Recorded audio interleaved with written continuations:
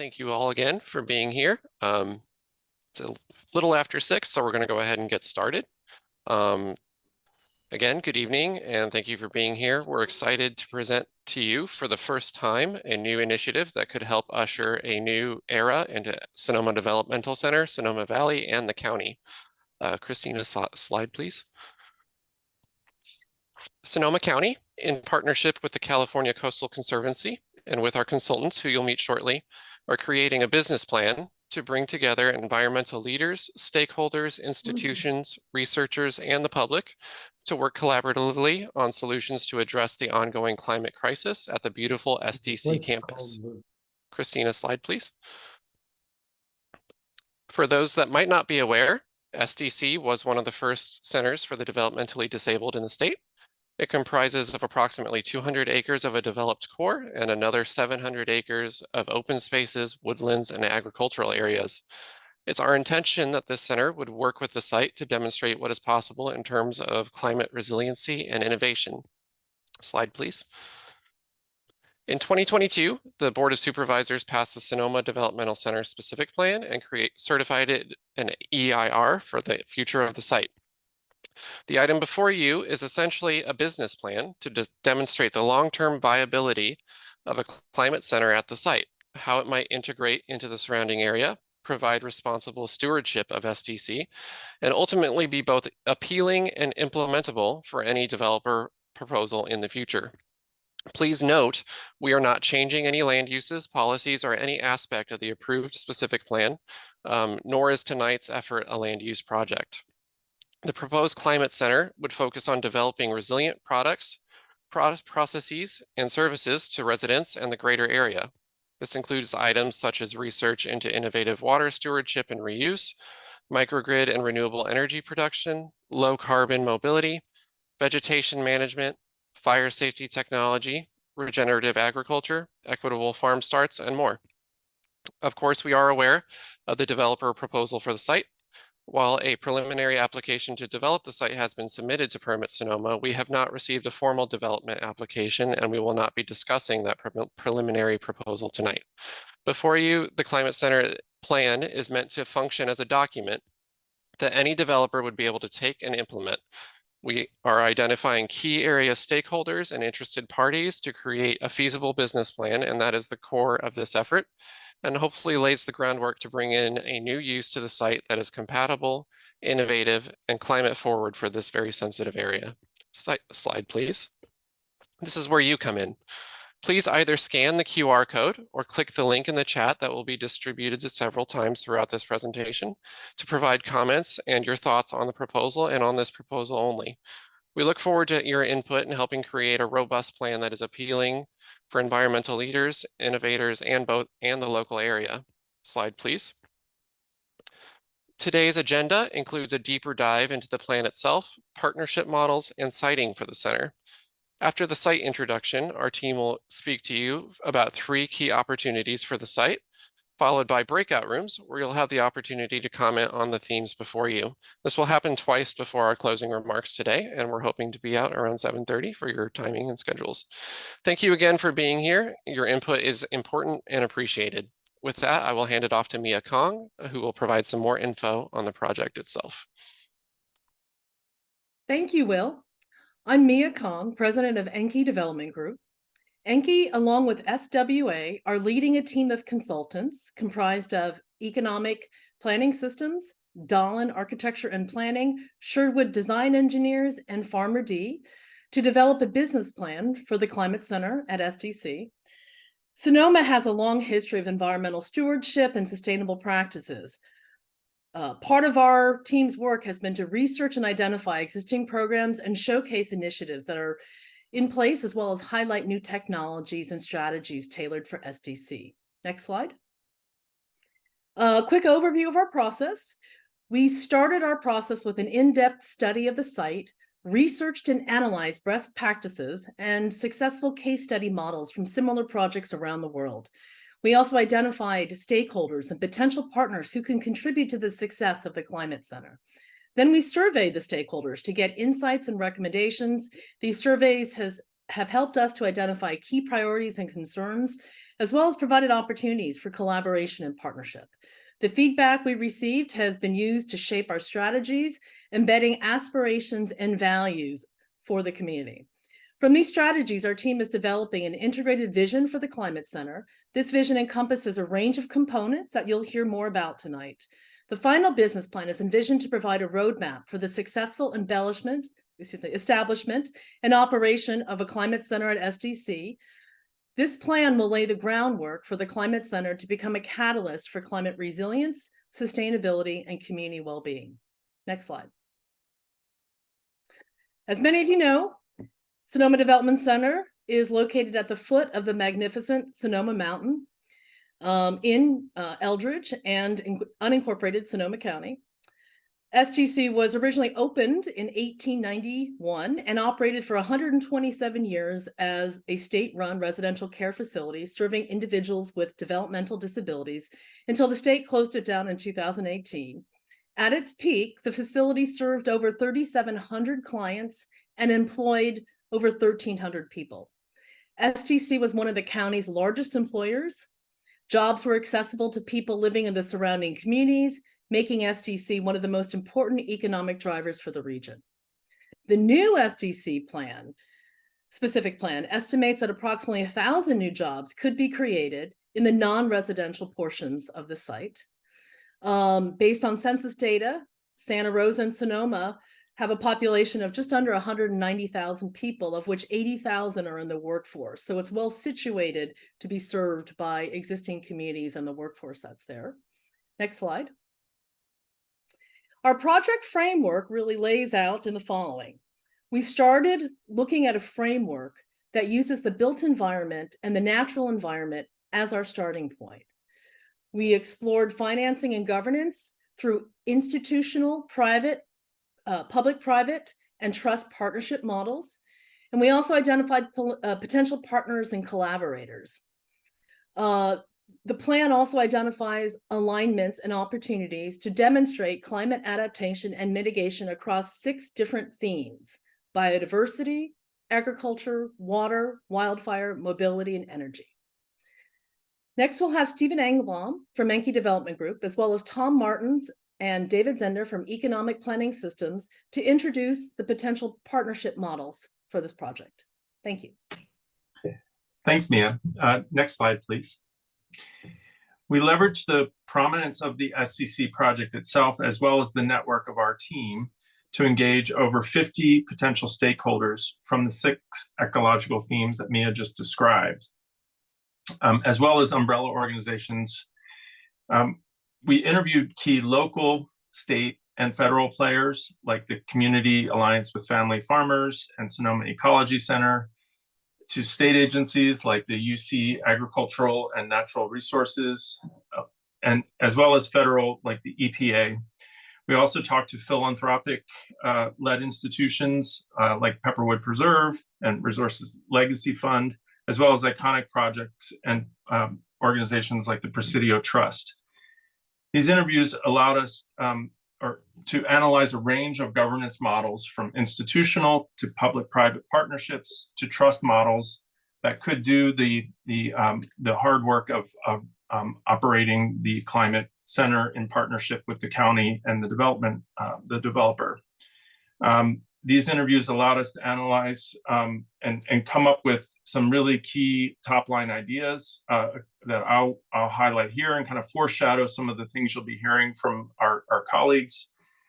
I think very important is that the SDC is at the heart of the Sonoma Valley, and California is a big state with a lot of amazing rural areas and urban areas that are also in the great fight like finding resilience against the climate challenges that we're having. So one of the key lessons we heard is to embrace the unique setting of SDC. It's an exemplar of where urban meets nature. SCC is an amazing opportunity to create a complete climate community where we can demonstrate, test, showcase, and monitor climate processes and products, and importantly, a place to aggregate and manage climate data. One of the things we heard over and over again from many of the people that you see on these circles is that there's a lot of data in the climate fight in everywhere, but there's not a place really leading the aggregation and management of that data. One of the things we heard over and over again, that SCC is most valuable as a whole ecosystem rather than a sum of individual components. This would allow SCC to really optimize a full life cycle of economic development opportunities, which include, importantly, job training skills and educational opportunities. And funding and financing, we are in an unprecedented time for public grants and financing at the federal and state level. And SCC will attract most funding as a complete climate community if it can demonstrate the co-benefits for multiple public and private stakeholders. That will be a lightning rod for investment. And lastly, some governance considerations. The ability to position SCC in line with the feedback will allow the county and the community to partner with the developer to attract an anchor institution to help realize and accelerate the SCC vision. And with that, I'll pass to my partner, Tom. Hi, I'm Tom Martins with EPS. We evaluated a broad range of case studies of climate and other centers with specific focus on mission, setting, funding, and governance options. The case study reviews include several promising and successful examples, as well as some cases featuring important lessons learned. The first one here, the New York Climate Center is located on an island in New York Harbor with a planned 400,000 square foot global center for climate research and a local New York Center climate-related job training center led by Stony Brook University. And it's also supplemented with funding by a trust funded by New York City. The Pepperwood Preserve is a center for ecosystem climate research and environmental education. The Kenneth Bechtel family bequeathed the 3,200-acre site to the California Academy of Science. The Academy then sold the property to a local couple who founded a nonprofit to steward the property in partnership with the Academy. Their partners include Santa Rosa Junior College and Sonoma State University. Pier 70 is a great example of a public-private partnership located in San Francisco near Potrero Hill, where the Port of San Francisco entered into 2 long-range land leases, one with a specialty developer for historic portfolio of buildings, and one with Brookfield development of a Makers neighborhood. The next one we have Presidio Trust. That was created by Congress to manage 1,166 acres from the base realignment. It includes 5.6 million square feet of commercial and residential space. So this one is a real estate driven model. Infrastructure and other improvements that occur on the site are tied to or financed by the rents from the key tenants, such as Lucasfilms. A portfolio of housing and for-profit businesses also underwrite the operation of public parks and the nonprofit tenants. The last one we have on here is the UC MBES Center, which stands for the University of California Monterey Bay Education Science Technology Center. This is an innovation center located in Marina, affiliated with UC Santa Cruz. This site, it languished for a while because UC Santa Cruz was not engaged fully in the site and didn't want to actually locate there. But then eventually UCSC and the Marina Airport coordinated and lured a Joby aircraft manufacturing startup to the site, which has become very successful. And next up will be David Zender. Yes. Thanks, Tom. I'm going to go through some of the major governance and funding considerations of the project. When we talk about governance, really what we're discussing is the legal and operating of the Climate Center, including the and resources of an anchor institution or institution, as well as partners of that anchor institution and their roles, and then the funding model. So all of these things are intrinsically intertwined. The governance overall is really very closely tied to the overall mission of the center, as Stephen and Mia went through with you. And so the likely anchor tenants will be, it could be either public educational institutions, or private corporations, or a combination of both in a joint venture would be one example. And there's a myriad of other forms that this governance could take. There is, Tom mentioned sort of the notion of an innovation center. The best attributes of an innovation center really are the mixing of ideas and viewpoints. So attracting public and private as well as large and small entities that are all basically in conversations around innovations and sort of informing each other as to best practices. And so creating that kind of dynamic center, major sort of objective of the project. Next slide. In terms of funding considerations, there's really a wide variety of public and private funding resources that'll be required to get this center off the ground. Locally, traditional tools such as a community facilities district or CFD can be combined with other initiatives such as tax increment funding provided by the county to basically fund both the construction and ongoing maintenance, depending on the objectives. These sources are really, again, they're very closely tied to the mission-driven sort of aspect of the project. In general, we like to see any allocation of permanent funding to these projects to complement whatever grants are available and can be obtained to fund both construction and operations. Next slide. So at this time, there's, as Stephen mentioned, there's really an unprecedented realm and range of funding resources that have basically hit the street. California's $3.7 billion climate resilience package has 5 major grant programs overseen by the Office of Planning and Research, as well as the Strategic Growth Council. And there is potentially a major state bond issuance coming up in 2024. So this is a really good time to be entering this conversation and to be developing sort of ideas around the focus of the project, because that focus will have implications in terms of ability for a wide range of funding resources. And you can see just how impressive this range is on the slide in front of you here, ranging from an incredible range of resources from federal and international sources. And it should be mentioned that the Inflation Reduction Act is well matched to many of the programs that we're talking about here in terms of forestry ecosystems, land management, and urban-rural interface issues. So, it's really important to carefully define the mission and then to look for some combination of state and private resources to support it. And in the private realm, it's important to note that some of the examples that Tom mentioned, including the Presidio Trust, have been very successful in gaining annual federal appropriations, as well as some of these major one-time grants.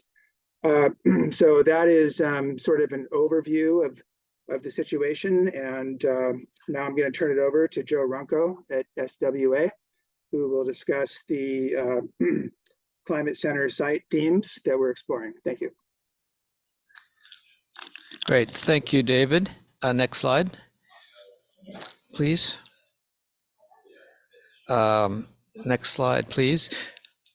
So what I'm going to discuss really briefly, since both Will and Mia so far have given a little bit of the background of the site, as most of you probably are all intimately familiar, I suspect. We're going to focus for this part of the presentation on the key elements, the key aspects of the site and the uses and the opportunities it presents for the Climate Center. Next slide.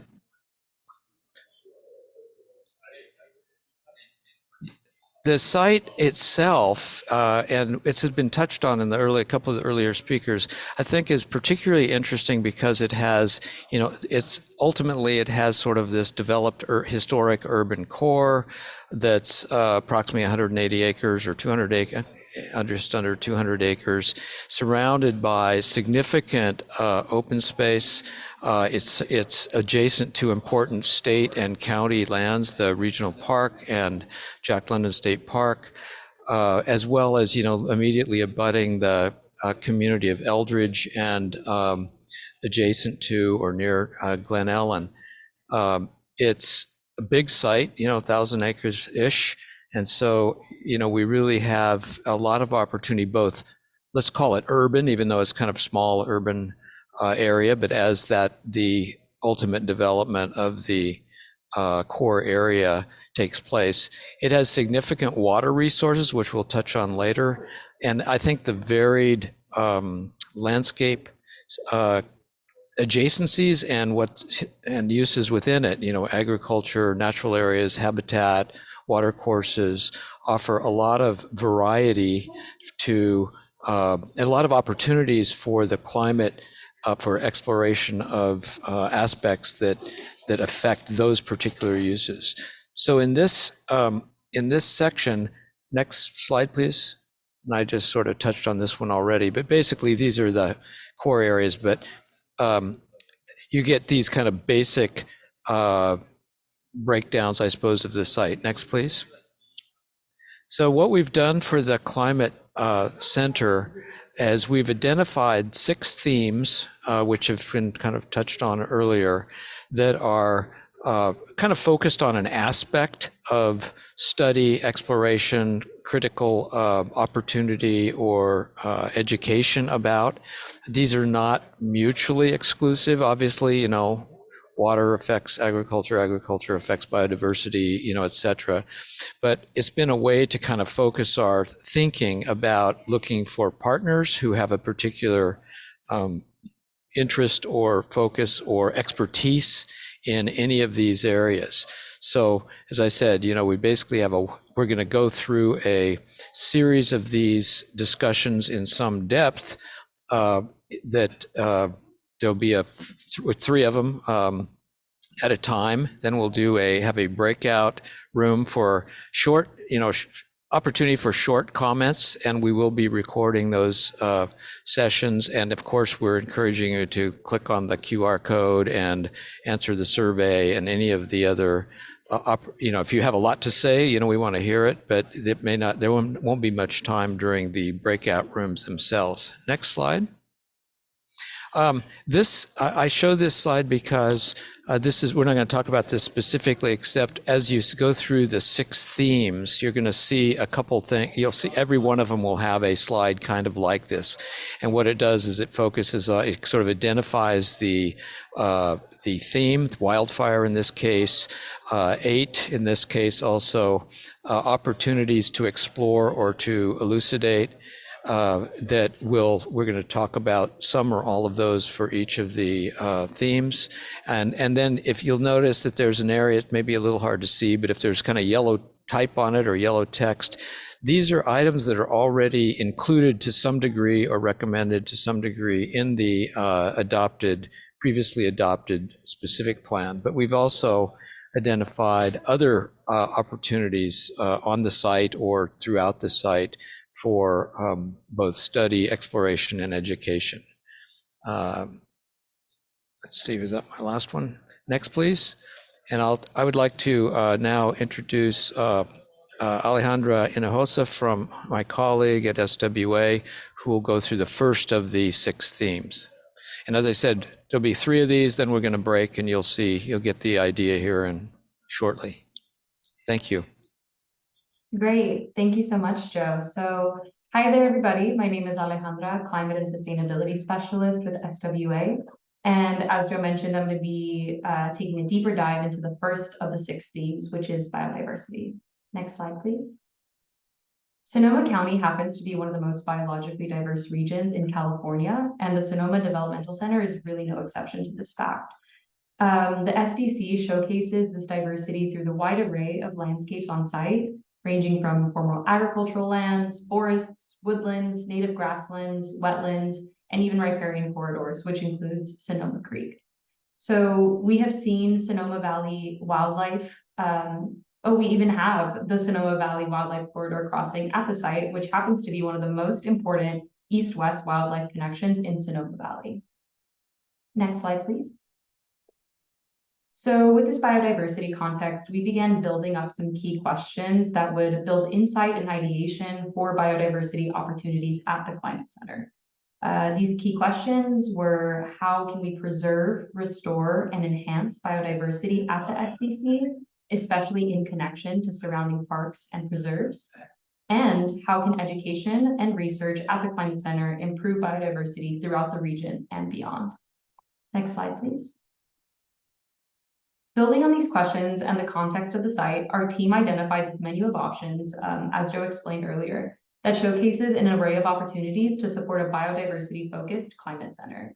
So as you can see on the screen, this could range from technical and educational research centers within the core campus, programs involving the community, or leveraging the landscape to monitor climate change's impact to biodiversity in real time.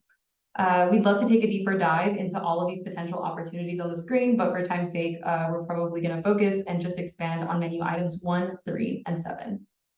Next slide, please. Menu item number 1 is the opportunity for a biodiversity research and education center. The center could prioritize researching biodiversity through studies and collaborations, potentially focusing on climate-impacted Northern California habitats found on the site. The center could also connect the broader SDC open spaces by showcasing the research and stewardship of the land and functioning as an educational tool to the general public on these same ideas. So this could not only host research opportunities, but also be designed in a way to demonstrate how buildings and architecture on the site can be integrated with biodiversity initiatives and have key biophilic features that can be, things like green roofs, green facades, and different natural areas. Next slide, please. Menu item number 3, which is also a specific plan connection, is another opportunity that would maintain and enhance the permeability of the Sonoma Valley Wildlife Corridor, particularly on the northeast corner of the site between the core area and Suttonfield Lake. So this would result in reducing the core area footprint on the north and east to better accommodate the corridor and its enhancement. This is important not only because it crosses the SDC site, but the corridor itself also connects to the broader Sonoma Valley and its natural spaces. So some opportunities to protect the corridor could be accomplished through ideas such as improving educational communications, and also incorporating limitations on fencing, lighting, recreational uses, mowing, and even domestic animal grazing. So this would make it a lot easier for animals to move through the corridor unobstructed and unharmed. Additional protection could also involve improving permeability and connectivity at the intersections over and under Arnold Drive and Highway 12 roadways. Next slide, please. Lastly, menu item number 7 is an opportunity to build and explore study areas that would specifically be targeted to better understand native species migration. So these study areas could look into maintaining natural ecosystems and biological diversity that are seen to be at risk due to climate change and the extreme weather patterns associated with it. Exploring this further could include identifying site areas to study the migration of plant species and what some more suitable habitats might be for their long-term survival. This might also entail moving different seed and plant species from one location to another to better understand the impacts of climate change in real time. This is something that we might call a living laboratory. I think that's it. So next you're going to hear from Lindsay Gucker at Farmer D to explore agriculture opportunities for the Climate Center. Thank you. Thank you, Alejandra. Good evening, everyone. My name is Lindsay Gucker, and I am an agricultural consultant on the project with Farmer D. Next slide, please.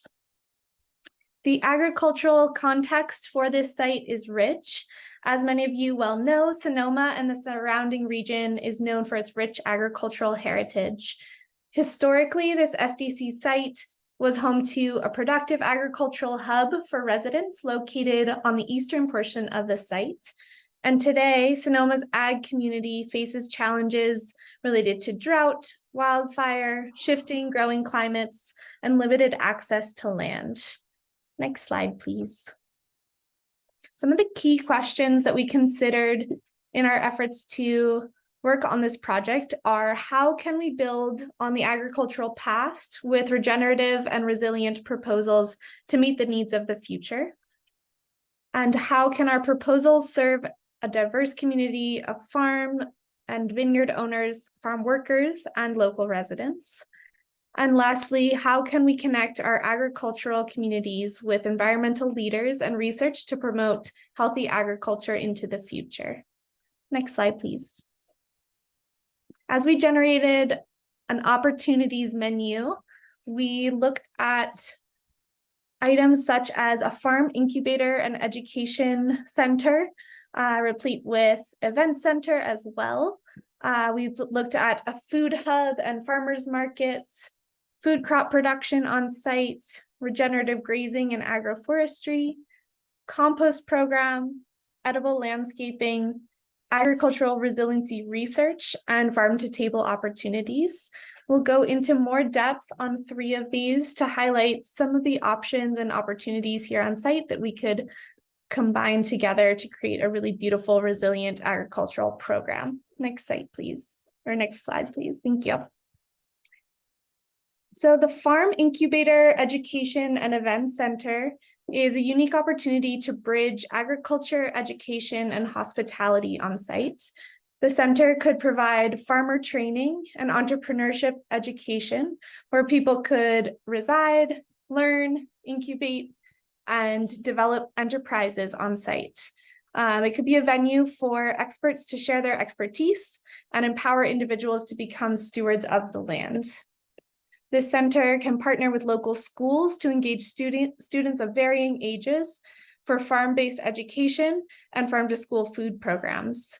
We see this center as a showcase for the principles of regenerative farming in a living classroom that is specific to the Sonoma region. Next slide, please. The second opportunity here is a local food hub and farmers market.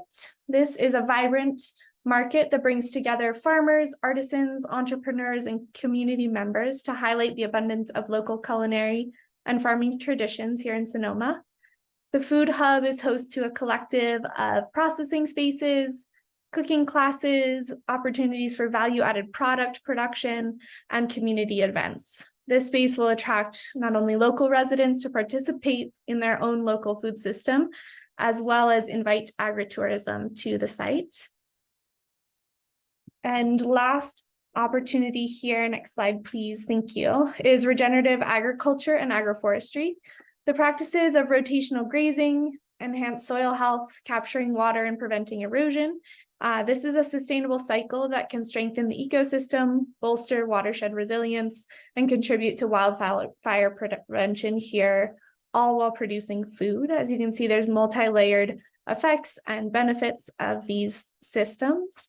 Lastly, we would employ agroforestry as an economically viable and climate resilient approach that not only yields food, but also strategically combats fire and conserves water. And these are our ideas and options for agriculture. Next, you will hear from Allison Ecker at SWA Group to explore wildfire opportunities for the Climate Center. Okay, thanks, Lindsay. My name is Allison Ecker. I'm a planner and designer with SWA Group. Thanks everybody for joining this evening.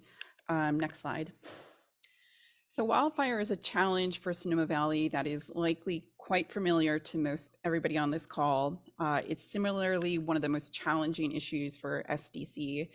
Addressing it is going to require significant wildfire management, prevention, and evacuation planning. The site in Sonoma Valley, it's squarely within that wildland urban interface, or the WUI. So these are areas where human development transitions to the open landscapes, which can really increase fire risk. And for those of you that know fire zones, a majority of this site is within the moderate to very high fire hazard severity zone. In 2017, the Nuns fire severely impacted the site, damaging or destroying a number of buildings on the eastern side. And the 2020 glass fire greatly threatened, but did not burn the site. Despite all those challenges, what we want to explore today is how holistic and really innovative approaches to wildfire management could work to greatly reduce the wildfire risk on the site. Next slide. So our two key questions that we explored as we kind of looked at wildfire opportunities for the Climate Center are, first, how can we improve wildfire resilience at the SDC site and all, the surrounding communities and landscapes that come up right next to it? And then how can wildfire education and research at the Climate Center improve wildfire resilience throughout the greater Sonoma Valley region and even beyond to the state of California? Next slide. So similar to all the other slides you've seen, our team has identified this array of potential opportunities to support a wildfire-focused climate center. And just to note, that map on the left, it's really just showing us potential example locations where these things could land, not exactly where they might come into play. So there's opportunities for wildfire. They're ranging from a wildfire research center within the core campus, recreational amenities that double as fire protection techniques, such as protective parks and trails, using fields and open space within that broader landscape to showcase or research fire prevention and different forms of fire prevention techniques. And so we're going to dig into 3 of those opportunities again. Next slide. The first example opportunity is something like a research center in the core area for researchers or academics studying wildfire. So the center could host people engaged in this really critical research. It could also function as this really important repository of critical data about wildfire that we're learning about on the site and maybe even throughout the broader region. Along with the center hosting different researchers, it could also act as a critical hub to disseminate really important wildfire prevention and awareness information to the broader public. The building could be designed in this really interesting way to showcase best practices as well as innovations with fire-resistant materials and different building techniques. And it could also function as this certain sort of like nexus or gathering point for the series of land-based designs and demonstration and research across the entire site that we introduced in the previous slide. Next slide. The second example opportunity is a fire break trail system. So this is a fairly simple but potentially really highly impactful concept. It would involve improving, expanding, connecting the existing trail system that's on site so that it can dually function in 2 ways. So in one sense, it's this really enhanced trail system. And then in this other sense, it also creates a series of protective fire breaks across the site where those trails can really slow fire and they can provide ways for firefighters to access the entire site in the case of an emergency. Next slide. And the final example opportunity that we're exploring is designating certain areas for good fire. So these would be fields where controlled or indigenous cultural burning practices can take place. And this is really a practice where fire is used to fight fire in the sense that it could reduce long-term wildfire risk to the development core and all the surrounding areas. Doing a technique like this, it could demonstrate, how this technique works to the broader public, and it could provide a really important space for our local tribal communities to engage in a really important tradition. So with that, I'm going to hand it back off to Mia, who is going to get everybody set up for the first breakout room session. Great. Thank you, Allison. Thank you all for being here with us. We now will break out into breakout rooms. We'll have about 4 rooms and folks will be randomly sorted into different rooms, and we'll have a few discussion questions and we'll give people an opportunity to share comments and thoughts, and you'll be able to raise your hand and speak. So just give us a few moments and you'll land in a new room.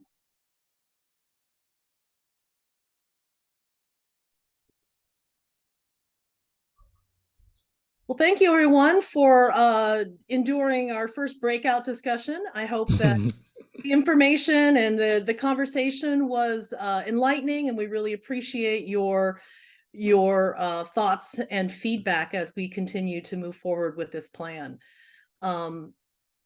Next up, we have, I think this is Josiah, to talk about water. Or is it Sebastian? Sorry, I might have made a Nope, mistake. it's me. Thanks, Mia. As we launch into the second half, looking at water mobility and energy, my name is Josiah Kane, as Mia said, from Sherwood Design Engineers, and I'm going to start with presenting the water opportunities. There's a variety of water concerns on the site, as I think most of us know. There's stormwater, streams, potable water supply, surface water, wastewater, groundwater all come into play, looking at climate and sustainability for the site. The historic use included in existing reservoirs and water rights. Also, this site is generally safe from flooding, but it does have opportunities to help with downstream situations. So there's a complex sort of portfolio of existing water assets and also water concerns. Next slide. Some of the key questions that we've been posing: how can SDC and in particular a climate center help restore the creeks and watershed while managing flooding? Can the site water systems provide water resilience not only internally but to immediately surrounding communities? What types of innovative water infrastructure research and development can help the region understand approaches and how to manage water resources for the future? And I think another critical question that will come up in the process is what the most appropriate long-term ownership, financing, operations, resource management structure is in place with all of these assets that are here. Are those public? Are those municipal? Are they private? Or is it some sort of a partnership? Next slide. So looking at this sort of broad portfolio of water opportunities, we believe that there's a reason to look at net zero water supply in this area. There's constraints on all sides. We believe that development of the site can benefit both groundwater and watershed while also meeting not only the needs of the site, but bolstering regional resource demands and stabilizing the water infrastructure in eastern Sonoma County. Groundwater recharge is a key strategy for that. Putting water in the soil in the aquifer rather than having it drain quickly off pavement and buildings, existing and proposed.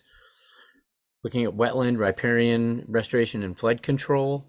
Nature-based solutions in a location like this can not only restore historic hydrology, helping once again to protect downstream communities, also restoring habitat by stabilizing both dry and wet season flows, understanding that those dynamics and the same water that's flooding in the winter is the water that's not available when the habitat is dry in the summer.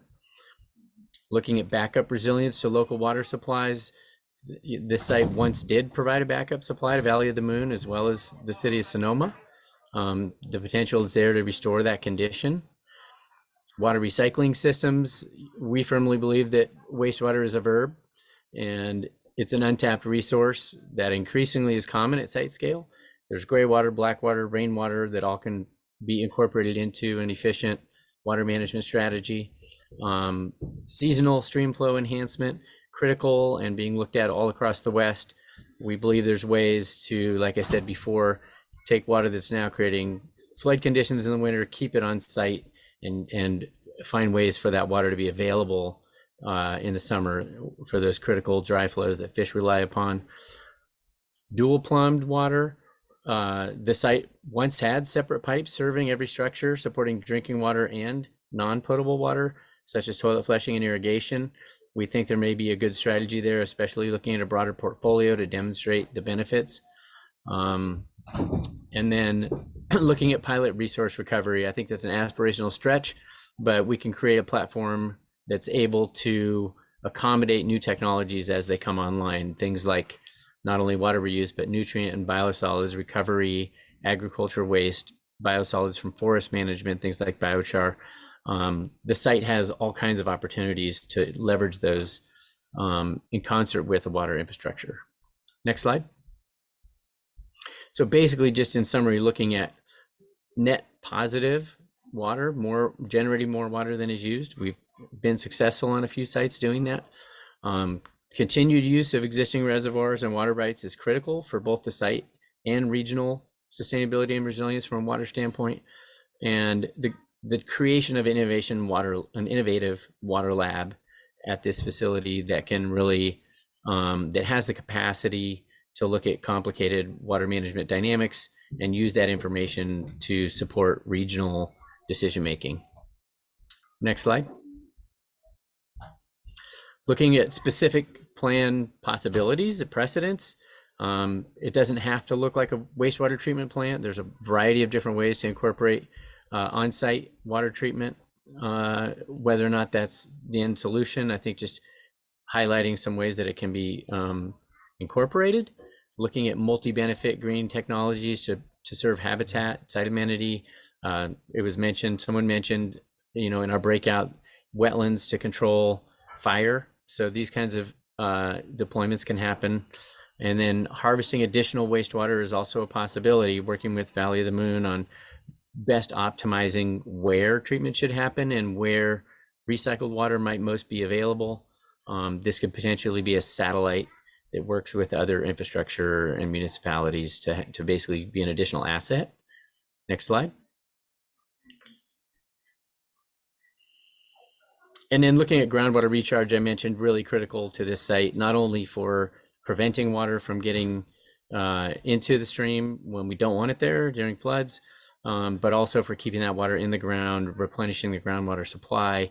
We don't think that this site will need to rely on groundwater because we have substantial surface water resources, but we do think the site can continue. It actually already does augment groundwater. So we think that this site can and should be designed to benefit groundwater, not to draw groundwater. And I believe that's all I have, and I'm going to be passing it on to Eric from Dahlin Group. Thank you, Josiah. Next slide, please. So we'll start by outlining mobility context. An existing network of streets, sidewalks, and trails, including Arnold Drive and Highway 12, provides an interconnected foundation for upgraded transportation design. The specific plan establishes an ambitious multimodal transportation system, including pedestrian, bicycling, transit, and vehicular travel. And the ideas presented here could contribute to a low carbon mobility campus. Next slide, please.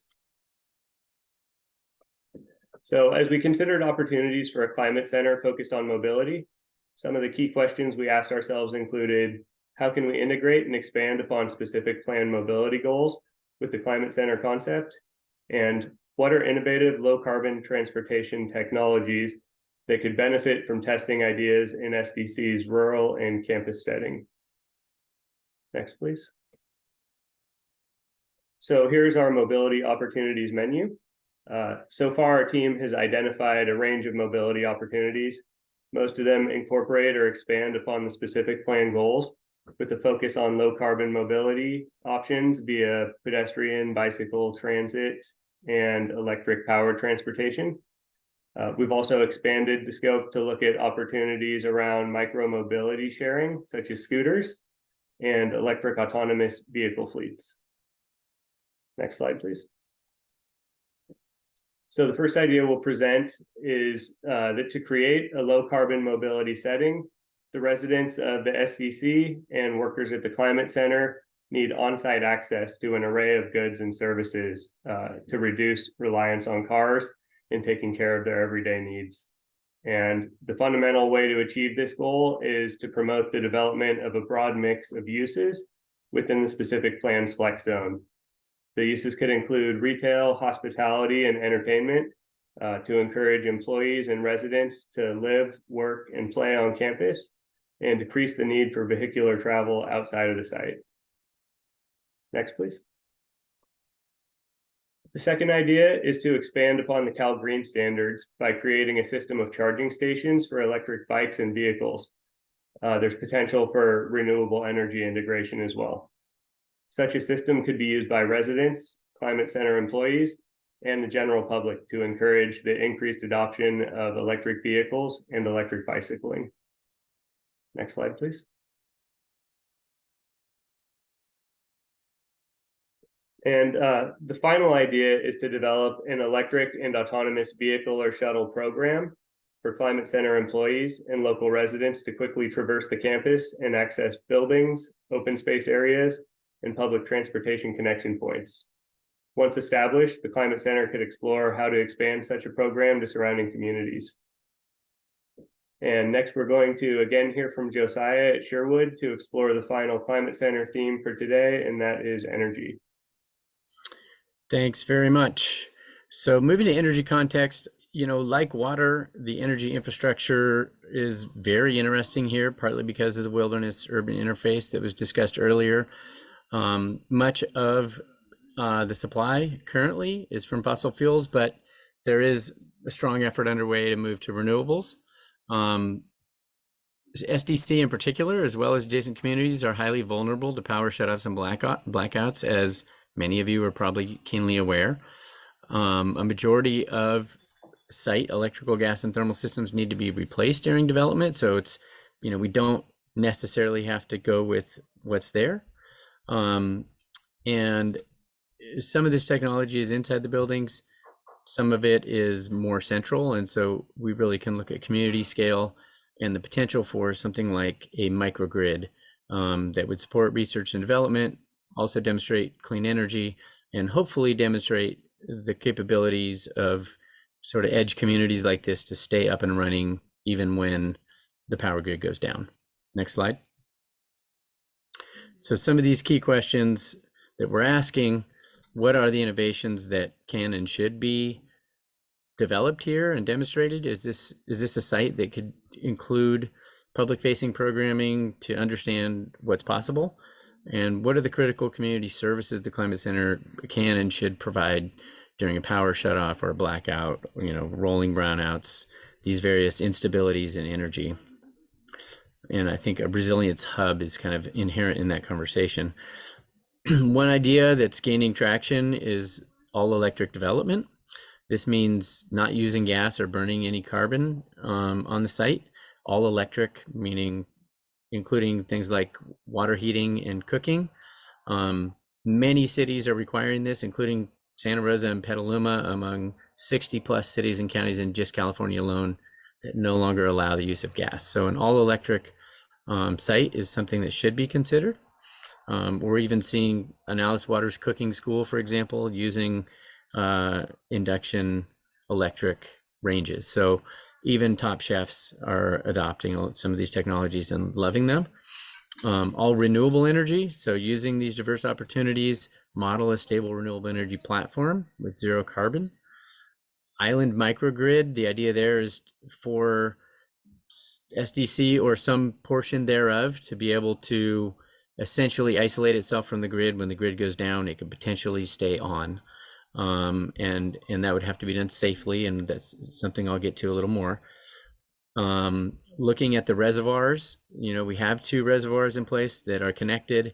It is possible to use pumps to pump water from one to another when there's excess energy and capture that energy back using turbines. This is a well-proven technology. It's usually really expensive because you have to build the lakes, but they exist here. So that's something that can be explored.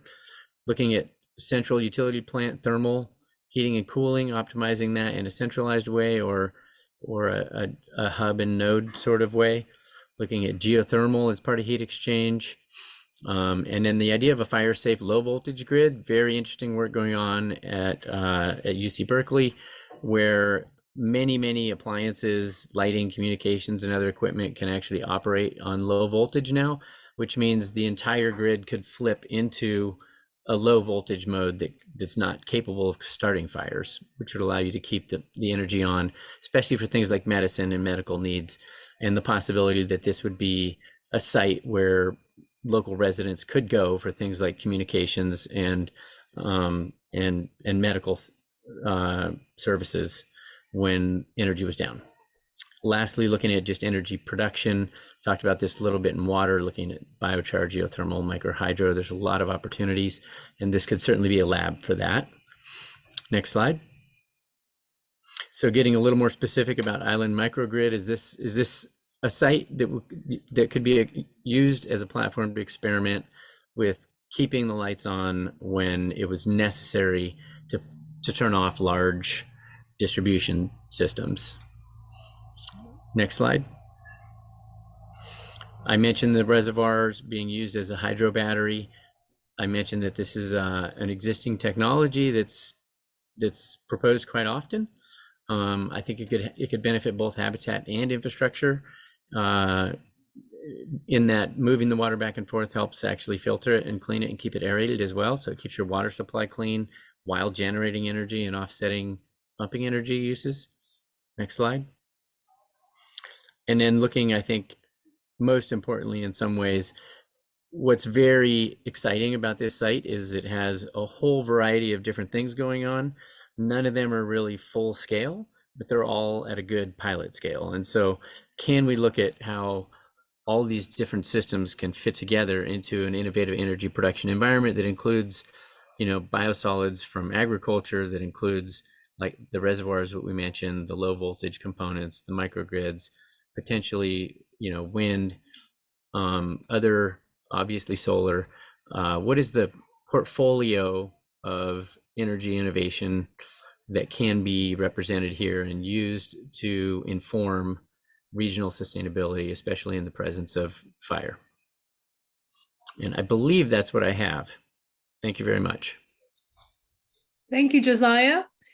We now go into our final breakout room. We'll have about 15 minutes and I'm going to kind of move this quickly.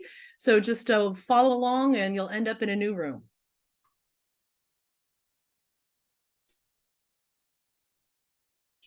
Okay, thank you. Thank you for everyone who has been participating in the breakout rooms, and it's 7:30, so we're closing comments. Next slide. Just want to leave you with a few thoughts here.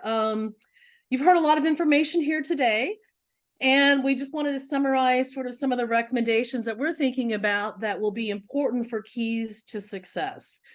We've heard a lot about how unique SDC's site is, and I think the goal really is to embrace the site and all of its unique attributes and in its rural setting.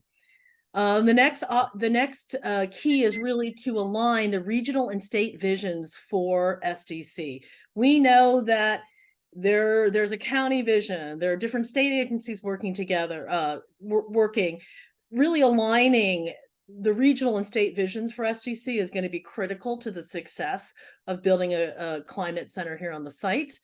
And, I think what was really important to also aim for is to create a complete climate community. We've heard from a lot of folks and stakeholders that that the whole is greater than the sum of its parts. So beyond just a climate center, we have an opportunity to create new technologies and products that can be tested and monitored in a living, working, and recreating environment. Also, we want to promote new development and infrastructure that embodies the objectives of the Climate Center, that go above and beyond the typical standards to plan and construct a new community. Recognize economic opportunities in wildfire prevention, resource management, and agriculture, and demonstrate best practices and align programs with educational institutions, research centers, promoting job training and climate smart infrastructure, as well as resilient land-based strategies. It's important to leverage that great public financing that's out there. It's an unprecedented time, as we've heard, for both federal grants and local and state grants that are aimed towards climate change adaptation. And we really want to be able to utilize that to springboard some of these great ideas.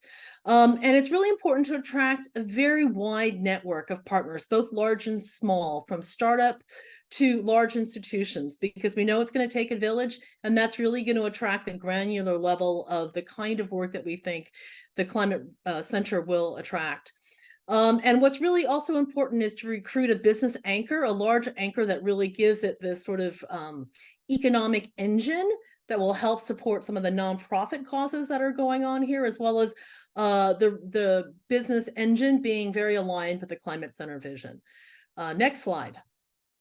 So finally, our next steps After today, we're going to go back and huddle, and our team is going to incorporate feedback we've received tonight from our stakeholders and interviews.